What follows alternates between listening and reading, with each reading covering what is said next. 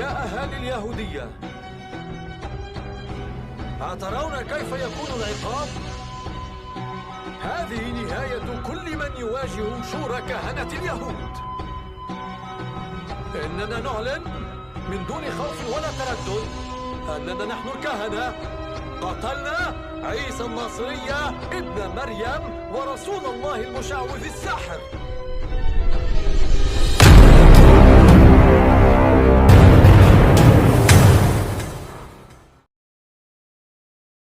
Sahabat Al-Farizi, insya Allah pada kesempatan kali ini kita akan menceritakan kisah yang sangat mulia, yaitu kisah tentang Isa putra Maryam.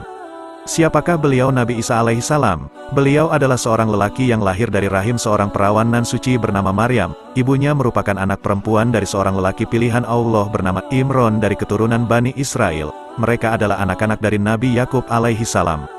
Keluarga Imron ini merupakan salah satu keluarga yang dipilih Allah mendapatkan keistimewaan darinya berupa nikmat kenabian. Allah Subhanahu wa Ta'ala berfirman di dalam Al-Quran Surat Al-Imran ayat 33-34. Sesungguhnya Allah telah memilih Adam, Nuh, keluarga Ibrahim dan keluarga Imron melebihi segala umat di masa mereka masing-masing. Sebagiannya merupakan keturunan dari yang lainnya, dan Allah Maha mendengar lagi Maha mengetahui. Quran Surat Al-Imran ayat 33-34. Allah telah mengabarkan kepada kita, bahwa Nabi Isa alaihissalam dilahirkan tanpa proses pernikahan ibunya Maryam dengan seorang lelaki. Artinya beliau lahir tanpa ayah, dan yang demikian itu bukanlah hal yang mustahil bagi Allah Azza wa Jalla. Allah Subhanahu wa Ta'ala berfirman, sesungguhnya perumpamaan penciptaan Isa di sisi Allah, adalah seperti penciptaan Adam. Allah menciptakan Adam dari tanah, kemudian Allah berfirman kepadanya, jadilah, maka jadilah ia. Quran Surat Al-Imran ayat 59. Ketika Maryam bertanya dengan penuh rasa heran, saat mendapat kabar gembira berupa seorang putra yang akan lahir dari perutnya tanpa sentuhan seorang lelaki, Allah menjelaskan dan menegaskan kepadanya serta kepada kita semua. Allah Subhanahu wa Ta'ala berfirman, demikianlah Allah yang menciptakan apa yang dikehendakinya. Apabila ia sudah berkehendak menetapkan sesuatu, maka ia hanya cukup mengatakan kepadanya, jadilah kamu, lalu jadilah ia. Quran Surat Al-Imran ayat 47. Proses penciptaan beliau adalah dengan ditiupkannya ruh ke dalam rahim ibunya Maryam. Kemudian Allah katakan kepadanya, jadilah, sebagaimana yang Allah sebutkan pada ayat sebelumnya. Maka, seketika itu Maryam hamil sebagaimana wanita pada umumnya dan kemudian melahirkan Nabi Isa sebagai seorang anak manusia. Sungguh penciptaan ini merupakan salah satu tanda kekuasaan Allah Subhanahu wa Ta'ala sebagaimana yang telah ditegaskan dalam Al-Quran. Allah Subhanahu wa Ta'ala berfirman, dan telah kami jadikan Isa putra Maryam beserta ibunya sebagai tanda kekuasaan kami, dan kami lindungi mereka di suatu tanah tinggi yang datar yang banyak terdapat padang rumput dan sumber-sumber air bersih yang mengalir. Quran Surat Al-Mu'minun ayat 50. Ayat-ayat yang menerangkan tentang proses kelahiran Nabi Isa alaihissalam di atas, merupakan bantahan terhadap tuduhan orang-orang Yahudi, yang menganggap Maryam alaihissalam telah berzina, padahal Allah telah menegaskan tentang kesucian Maryam dari perbuatan keji itu.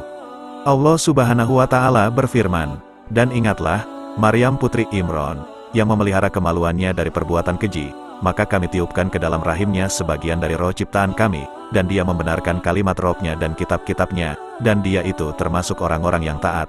Quran Surat At-Tahrim ayat 12.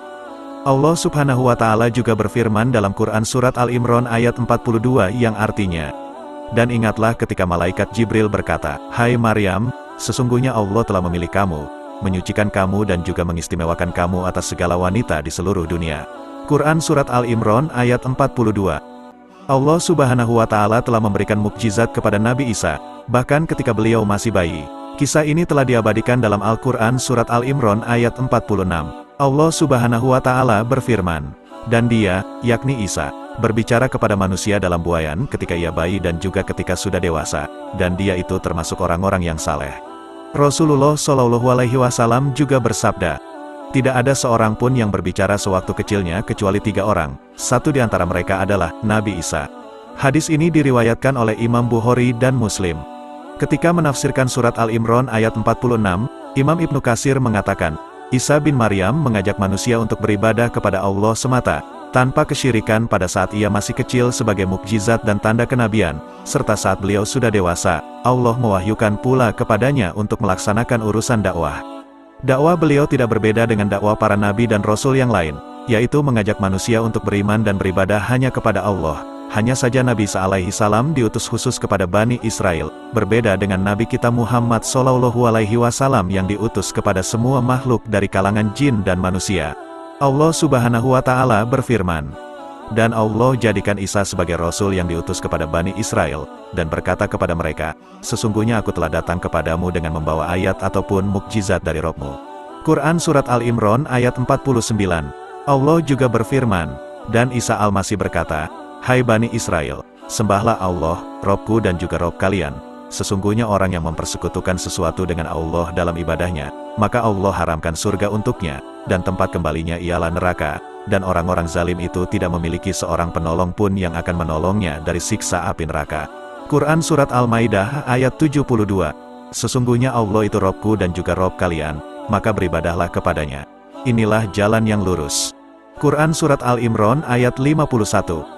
Walaupun Allah telah menganugerahi banyak mukjizat yang menunjukkan kenabian beliau, dan membenarkan kerasulan beliau, tapi hanya sebagian saja yang menyambut dan menerima dakwah beliau. Mereka adalah Al-Hawariyun yang menjadi pengikut dan penolong setia beliau. Allah Subhanahu wa Ta'ala berfirman, wahai orang-orang yang beriman, jadilah kamu penolong agama Allah sebagaimana Isa putra Maryam telah berkata kepada pengikut-pengikutnya yang setia, siapakah yang akan menjadi penolong-penolongku untuk menegakkan agama Allah? Pengikut-pengikut yang setia itu berkata, kamilah penolong-penolong agama Allah. Maka dengan begitu, segolongan dari Bani Israel beriman, yaitu Al-Hawariyun dan segolongan lainnya kafir. Quran Surat As-Saff ayat 14. Lalu siapakah yang disalib itu? Apakah Nabi Isa benar-benar disalib? Tatkala Allah mengutus Nabi Isa kepada Bani Israel dengan bukti-bukti dan juga petunjuk, mulailah mereka iri dan dengki terhadap beliau, karena kenabian dan mukjizat-mukjizat luar biasa yang Allah berikan kepada beliau. Karena dasar kedengkian itulah mereka mengingkari kenabian Isa alaihi salam, dan kemudian memusuhi serta menyakiti beliau. Betapa besar permusuhan yang mereka sulutkan, sehingga tidak membiarkan beliau alaihi salam menetap di negeri bersama mereka. Bahkan, beliau bersama ibunya selalu berkelana, berpindah-pindah tempat karena ulah orang-orang Yahudi tersebut. Tidak hanya sampai di sini, karena kedengkian telah tertancap dan mendarah daging, mereka berusaha membuat makar untuk membunuh beliau dengan menghasut Raja Damaskus saat itu, yang beragama penyembah bintang-bintang. Mereka membuat fitnah-fitnah serta tuduhan dusta tentang Nabi Isa alaihi salam, sehingga raja yang mendengar hal itu menjadi marah dan memerintahkan perwakilannya di Al-Qudus Yerusalem untuk menyalibnya. Setelah menerima perintah dari raja, wakil raja yang berada di Al-Qudus itu langsung berangkat bersama sekelompok Yahudi, menuju rumah yang sedang ditempati oleh Nabi Isa alaihi salam dan kemudian mengepungnya. Allah Subhanahu wa Ta'ala berfirman, mereka telah membuat tipu muslihat, dan Allah juga membuat tipu muslihat terhadap mereka, sedangkan Allah adalah sebaik-baik pembuat tipu muslihat. Quran Surat Al-Imran ayat 54. Dalam keadaan demikian, Nabi Isa alaihi salam menanyakan kepada murid-muridnya, tentang siapa yang bersedia diserupakan wajahnya seperti wajah beliau, dan beliau menjanjikan surga bagi siapa yang bersedia. Maka salah seorang pemuda di antara mereka ada yang merespon beliau dengan jawaban, saya bersedia. Kemudian Allah menyerupakan wajahnya dengan wajah Nabi Isa alaihi salam. Setelah itu Nabi Isa tertidur dan diangkat oleh Allah ke langit dari rumah tersebut. Tatkala para murid beliau keluar dari rumah itu, orang-orang Yahudi yang telah mengepung sejak sore menangkap dan menyalib lelaki itu. Lihat tafsir Ibnu Katsir jilid 2 halaman 449. Allah Subhanahu wa Ta'ala berfirman, setelah itu mereka berkata, sesungguhnya kami telah membunuh Isa putra Maryam, yaitu utusan Allah. Quran Surat An-Nisa ayat 157. Namun Allah membantah perkataan mereka ini pada ayat yang sama, dan mereka sama sekali tidak membunuhnya dan tidak pula menyalibnya. Akan tetapi orang yang mereka salib itu, adalah yang diserupakan wajahnya dengan Isa. Dalam satu riwayat di tafsir At-Tabari, disebutkan bahwa sebelum menangkap lelaki tersebut, mereka menghitung jumlah orang-orang yang keluar dari rumah itu karena mendengar bahwa Isa telah diangkat ke langit. Setelah dihitung, ternyata mereka mendapatkan ada satu orang yang kurang, sehingga mereka ragu apakah yang mereka tangkap itu benar-benar Isa atau bukan. Oleh karena itulah mengapa Allah sebutkan di akhir ayat pada surat An-Nisa ayat 157. Dan sungguh orang-orang yang berselisih padanya urusan pembunuhan Isa, benar-benar dalam keraguan.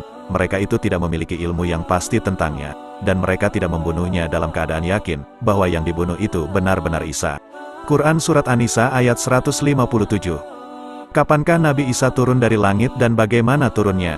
Rasulullah Shallallahu alaihi wasallam menjelaskan bahwa Nabi Isa alaihi salam akan turun di dekat Menara Putih yang berada di bagian timur Damaskus, dengan mengenakan pakaian yang dicelupkan wars dan zafaron. Saat turun, beliau meletakkan kedua telapak tangannya di sayap dua malaikat, ketika beliau menundukkan kepala, maka menetes-neteslah bau itu, dan ketika beliau mengangkat kepalanya, maka akan bercucuran air yang sangat bening seperti mutiara. Tidak ada seorang kafir pun yang mencium aroma nafas beliau kecuali ia akan mati, sedangkan nafas beliau itu menjangkau jarak yang sangat panjang, sejauh matanya memandang.